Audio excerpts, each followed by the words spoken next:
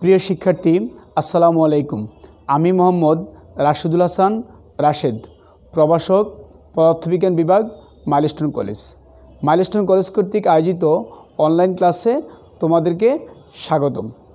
শিক্ষার্থী বন্ধুরা, আজ আমি তোমাদের পদার্থবিজ্ঞান বিষয়ের ষষ্ঠ অধ্যায়ের অতি গুরুত্বপূর্ণ দুইটি সৃজনশীল প্রশ্ন নিয়ে আলোচনা করব।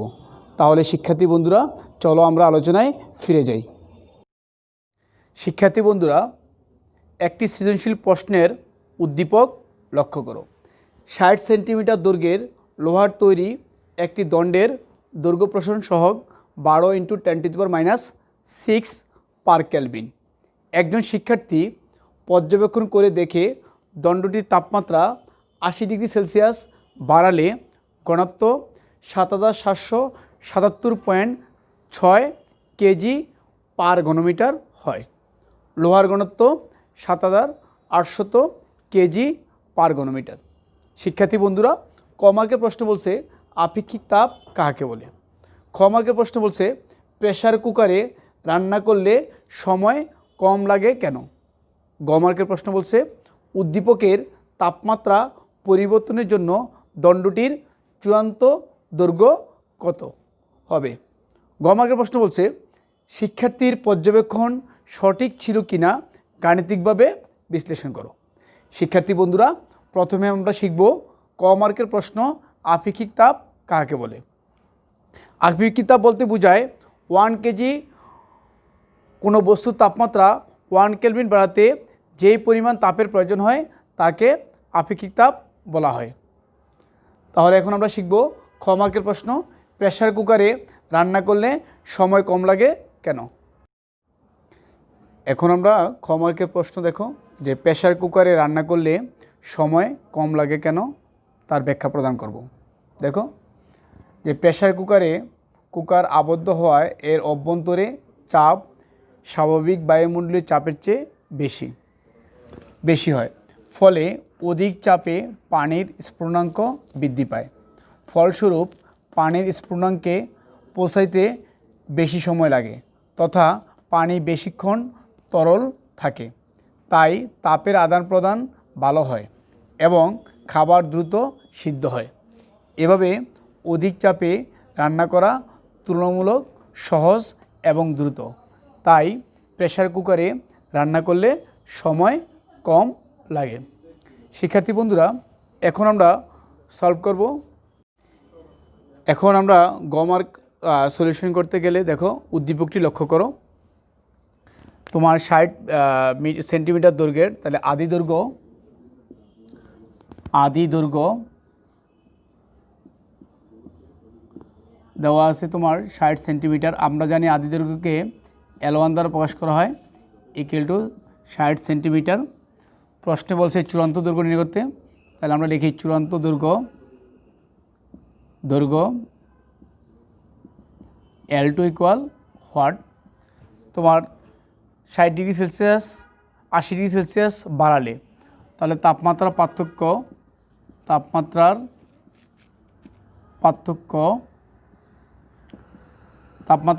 তোমার ডেলটি দ্বারা প্রকাশ করা হয়।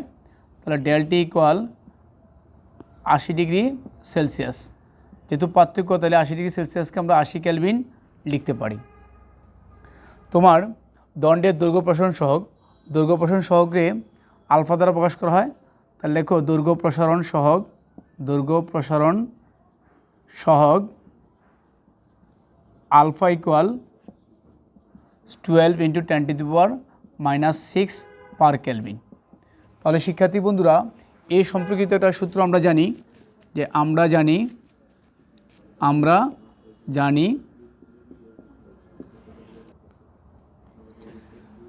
তোমার আলফা = তোমার L2 - L1 ডেলটি। তাহলে আমরা যেহেতু L2-র মান নির্ণয় করব, তাহলে L2-কে আমরা বাম পাশে নিয়ে আসব। তাহলে L2 - L1 = আলফা L1 ডেলটি, বা L2 = alpha L1 ডেলটি plus L1। তোমার আমাদের যে মানগুলো দেওয়া আছে আমরা এই মানগুলো এখন লিখব। যে আলফার মান দেওয়া আছে তোমার 12 ইন্টু 10⁻⁶ ইন্টু L1 এর মান দেওয়া আছে 60, ডেলটির মান দেওয়া আছে 80 প্লাস L1 এর মান দেওয়া আছে 60। যখন তুমি এটা ক্যালকুলেশন করবে, ক্যালকুলেশন করলে মানটা পাবে, তোমার মানটা হবে 0.000057। এটা তোমার আসবে মিটারে। যদি এটাকে সেন্টিমিটার নাও তাহলে আসবে 16.57 সেন্টিমিটার। 057 এটা আসবে, মানটা আসবে 16.057 সেন্টিমিটার। এই মানটা একটু বেশি কম হতে পারে, ক্যালকুলেটরে চাপ দিলে একটু মানটা বেশি কম হতে পারে। তাহলে শিক্ষার্থী বন্ধুরা, আমাদের যে গ মার্কের প্রশ্ন ছিল উদ্দীপকের তাপমাত্রা পরিবর্তনের জন্য দণ্ডটির চূড়ান্ত দৈর্ঘ্য, তাহলে আমাদের দণ্ডটির চূড়ান্ত দৈর্ঘ্য আসলো 60.057 সেন্টিমিটার। তাহলে এটাই অ্যান্সার। শিক্ষার্থী বন্ধুরা, এখন আমরা সলভ করব শিক্ষার্থীর পর্যবেক্ষণ সঠিক ছিল কিনা গাণিতিকভাবে বিশ্লেষণ করো। তাহলে শিক্ষার্থীরা পর্যবেক্ষণ করে যা পেয়েছে তোমরা উদ্দীপকটি লক্ষ্য করে দেখো যে দণ্ডটির তাপমাত্রা যদি 80 ডিগ্রি সেলসিয়াস বাড়ায় তাহলে ঘনত্ব পেয়েছে 7777.6 কেজি পার ঘনমিটার। যদি আমরা এই উদ্দীপক থেকে 7777.6 কেজি পার ঘনমিটার পাই তাহলে আমরা ধরে নিব যে শিক্ষার্থীর যে পর্যবেক্ষণ তা সঠিক ছিল। কিন্তু উদ্দীপকে তোমার লোহার ঘনত্ব দেওয়া আছে 7800 কেজি পার ঘনমিটার। তাহলে চলো আমরা সলিউশনে যাই। তাহলে আমরা প্রথমে যেহেতু আমরা তোমার নির্ণয় করব ঘনত্ব বের করব, তো ঘনত্ব বের করতে হলে তোমার আমাদের আয়তন লাগবে। আবার আয়তন বের করতে হলে তোমার আমাদের আয়তন প্রসারণ সহগ লাগবে। তাহলে আমরা আয়তন প্রসারণ সহগ এটা সূত্র জানি, gamma equal to B2 minus B1 by B1 তোমার ডেলটি, অথবা ডেলটিকে তুমি ইচ্ছে করলে লিখতে পারো T2 মাইনাস T1 তাপমাত্রার পরিবর্তন, ডেলটিও লিখতে পারো T2 মাইনাস T1 লিখতে পারো। তাহলে প্রথমে আমরা গামাটা নির্ণয় করে নিই। যে এই দেখো আমরা জানি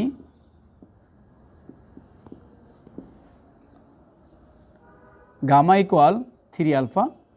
তোমার উদ্দীপকে আলফা দৈর্ঘ্য প্রসারণ সহগ দেওয়া আছে, দেখো লক্ষ্য করো, দৈর্ঘ্য প্রসারণ সহগ আলফা ইকুয়াল দেওয়া আছে 12 ইন্টু 10⁻⁶ পার কেলভিন।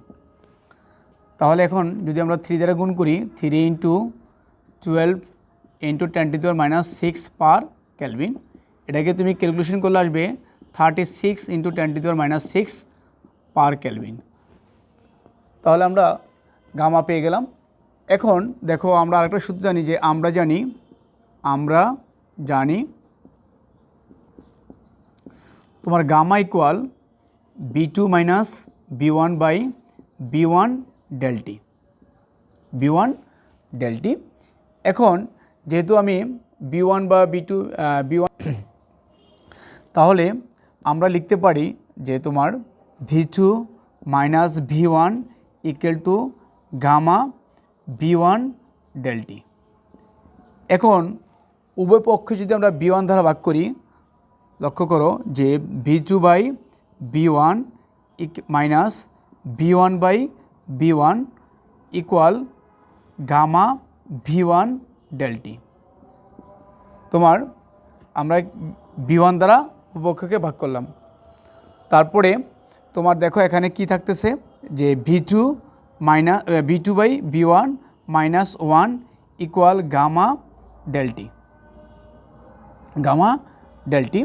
এখন আমরা যদি তোমার আরেকটু ক্যালকুলেশন করি, দেখো B2 by B1 equal 1 plus gamma del T. আমরা গামার মান পেয়েছি এখানে।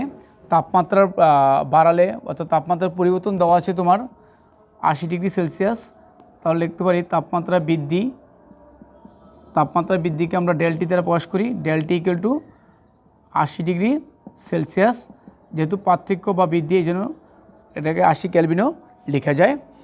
তাহলে তোমার যদি আমরা মানটা বসাই যে বা V2/V1 equal 1 plus 36 into 10⁻⁻6 into 80, তাহলে তুমি ক্যালকুলেশন করলে এই মানটা পাবে। যদি তুমি ক্যালকুলেশন করো যে V2/V1 ইকুয়াল টু পাবে V2/V1 ইকুয়াল পাবে 1.002888। যদি তুমি V1/V2 লিখতে চাও তা হবে যে V1/V2 ইকুয়াল টু হবে, তখন এটাকে ব্যস্তানুপাতিক হয়ে যাবে 1/1.002888।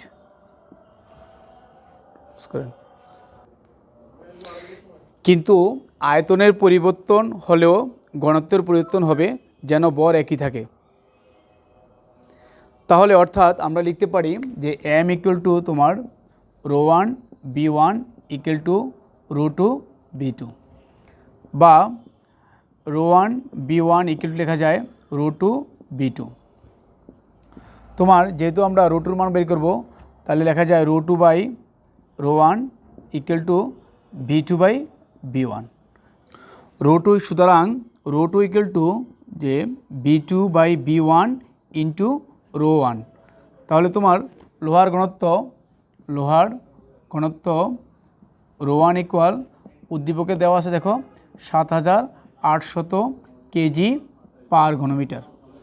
এখন আমরা তোমার এই যে এখানে মান নির্ণয় করে আসছি যে v1/v2 ইকুয়াল টু 1 এত, তাহলে তুমি ইচ্ছে হলে এটাকে চেঞ্জ করে দিতে পারো, অথবা যদি চেঞ্জ না করতে চাও এই মানটাও লেখা যায় 1.00288 ইন্টু ρ1 এর মান হচ্ছে 7800। যদি তুমি এটাকে গুণ করলে এই মানটা পাবে 7777.6 কেজি পার ঘনমিটার। অর্থাৎ শিক্ষার্থীরা বলেছিল যে শিক্ষার্থী পর্যবেক্ষণ বলেছিল যে যদি 80 ডিগ্রি সেলসিয়াস তাপমাত্রা বাড়ানো হয় তাহলে ঘনত্ব হবে 7777.6 কেজি পার ঘনমিটার। অর্থাৎ আমার মানটা আসছে 7777.6 কেজি পার ঘনমিটার। অর্থাৎ শিক্ষার্থীদের পর্যবেক্ষণ সঠিক ছিল। আশা করি গ মার্কের প্রশ্নটা তোমরা সঠিকভাবে বুঝতে পেরেছ। শিক্ষার্থী বন্ধুরা, বোর্ডে আরেকটা উদ্দীপক লক্ষ্য করো যে 1 সেন্টিমিটার ব্যাসার্ধের একটি ধাতব গোলকের তাপমাত্রা 50 ডিগ্রি সেলসিয়াস বৃদ্ধি করায় উহার আয়তন 4.1993 ঘন সেন্টিমিটার এবং পৃষ্ঠের ক্ষেত্রফল 12.5874 সেন্টিমিটার স্কোয়ার হলো। তোমার প্রথম প্রশ্ন বলছে গলনাঙ্ক কাকে বলে। খ মার্কের প্রশ্ন বলছে ভেজা গায়ে পাখার বাতাস ঠান্ডা লাগে কেন, বুঝিয়ে লিখো। গ মার্কের প্রশ্ন বলছে গোলকটির তাপমাত্রা বৃদ্ধি ফারেনহাইট স্কেলে প্রকাশ করো। গ মার্কের প্রশ্ন বলছে উদ্দীপকের তথ্য উপাত্ত থেকে আয়তন প্রসারণ সহগ ও ক্ষেত্র প্রসারণ সহগের মধ্যে সম্পর্ক প্রতিষ্ঠা করো। শিক্ষার্থী বন্ধুরা, প্রথমে আমরা শিখব গলনাঙ্ক কি। নির্দিষ্ট চাপে যে নির্দিষ্ট তাপমাত্রা কোনো কঠিন পদার্থ গলতে শুরু করে তাকে সেই পদার্থের গলনাঙ্ক বলা হয়।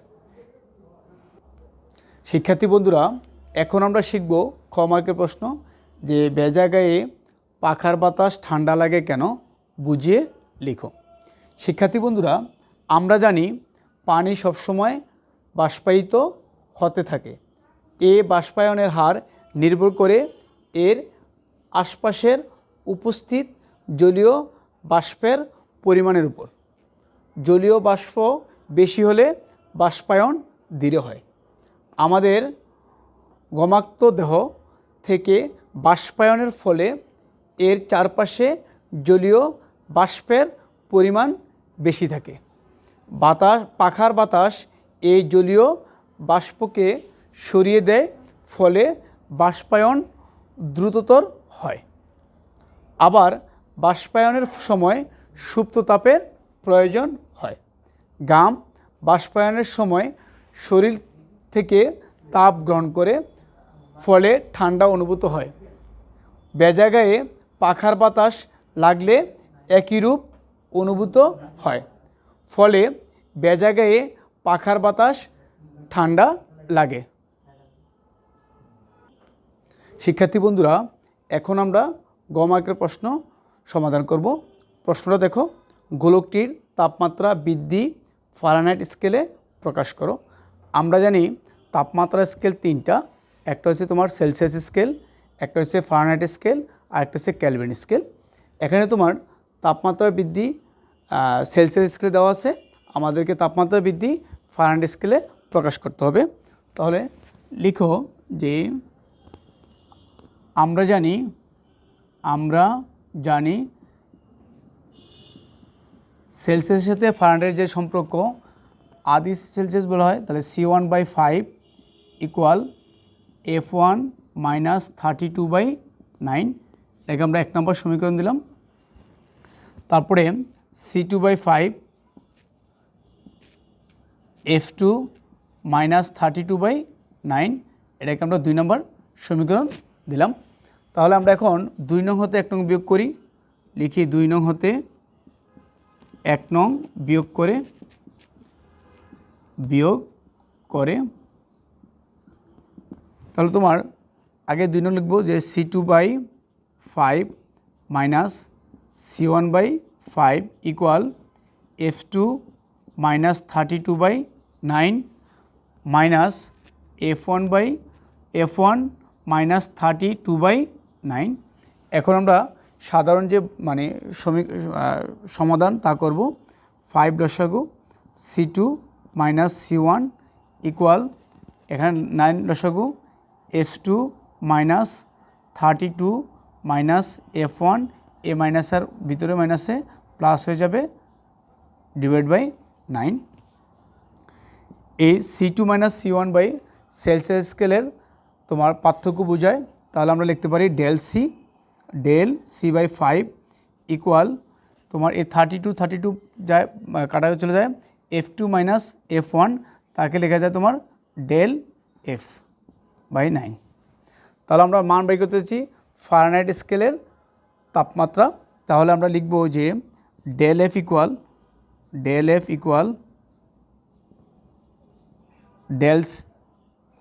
ডেল C ইন্টু তোমার 9 আর নিচে হবে 5। তাহলে দেখো উদ্দীপকে তোমার তাপমাত্রা 50 ডিগ্রি সেলসিয়াস বৃদ্ধি করায়, তাহলে ডেল সির মান দেওয়া আছে, ডেল সি ইকুয়াল টু দেওয়া আছে তোমার 50 ডিগ্রি সেলসিয়াস, 50 কেলভিন লেখা যায়। তাহলে যদি আমি এখানে তোমার ডেল সির মান 50 লিখি ইন্টু 9 আর নিচে হচ্ছে 5, এটাকে তুমি কাটাকাটি করলে ক্যালকুলেশন করলে হবে 90 ডিগ্রি ফারেনহাইট। অর্থাৎ গোলকটির তাপমাত্রা বৃদ্ধি ফারেনহাইট স্কেলে 90 ডিগ্রি ফারেনহাইট। শিক্ষার্থী বন্ধুরা, আমি আশা করছি গ মার্কের প্রশ্নের সমাধানটা তোমরা খুব ভালোভাবেই বুঝতে পেরেছ। শিক্ষার্থী বন্ধুরা, এখন আমরা গ মার্কের প্রশ্ন সলিউশন করব যে উদ্দীপকের তথ্য উপাত্ত থেকে আয়তন প্রসারণ সহগ ও ক্ষেত্র প্রসারণ সহগের মধ্যে সম্পর্ক প্রতিষ্ঠা করো। আমরা জানি আয়তন প্রসারণ সহগ gamma equal V2 minus V1 divided by V1 del T. তোমার ক্ষেত্র প্রসারণ সহগ জানি beta equal A2 minus A1 divided by A1 del T. এই দুইটার মধ্যে এখন আমরা ম্যাথমেটিক্যালভাবে তোমার সম্পর্ক স্থাপন করব। তাহলে আমরা আগে উদ্দীপক থেকে দেখি কি কি দেওয়া আছে। তাহলে আমরা লিখি যে দেওয়া আছে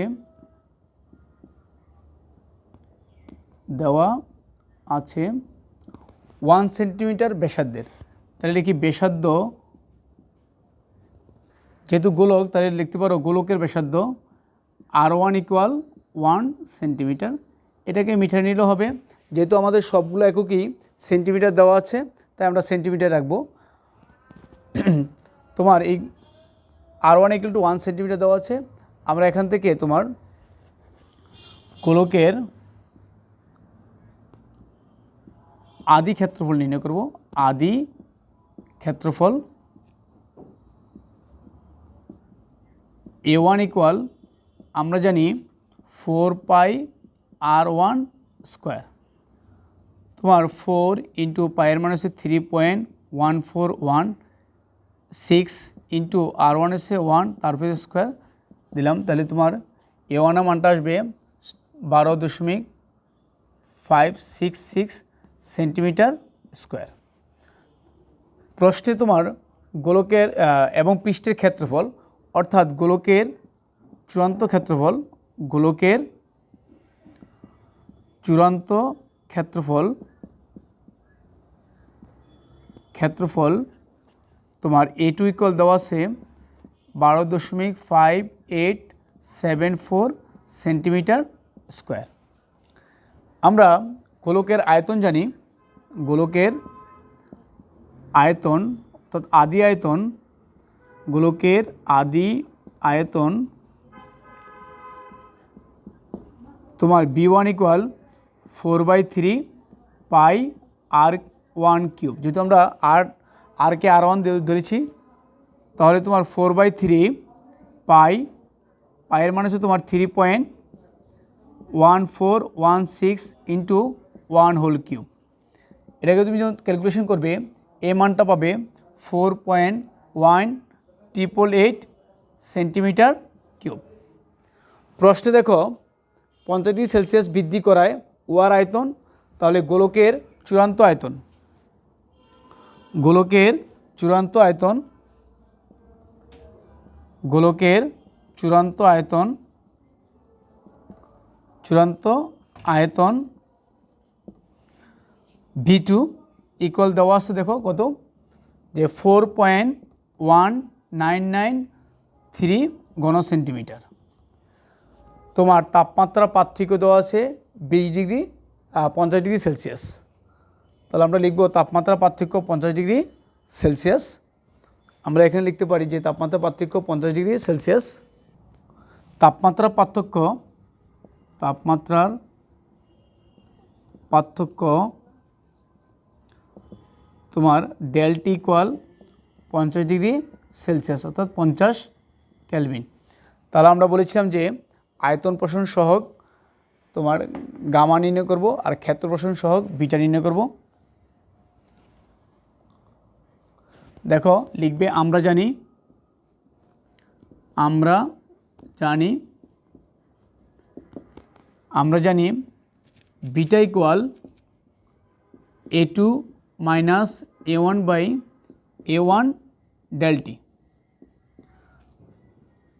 তোমার তাহলে আমরা মানগুলো বসে ফেলি।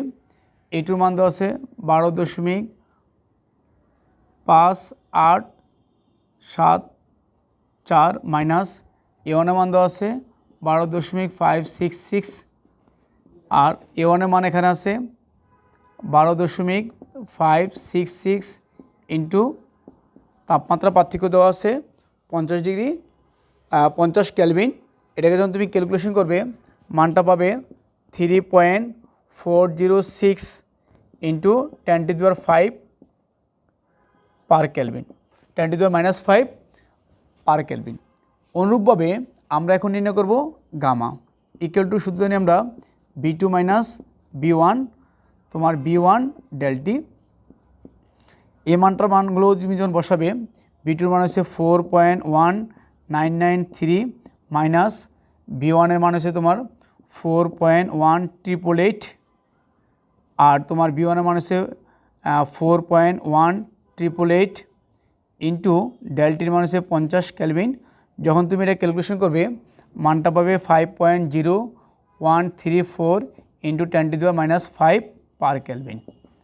তাহলে শিক্ষার্থী বন্ধুরা এটা আমরা 1 নম্বর সমীকরণ দিলাম, এটা 2 নম্বর সমীকরণ দিলাম। তাহলে আমরা দেখি আলফার মান কত, এখানে গামার মান কত আর বিটার মান কত দেওয়া আছে।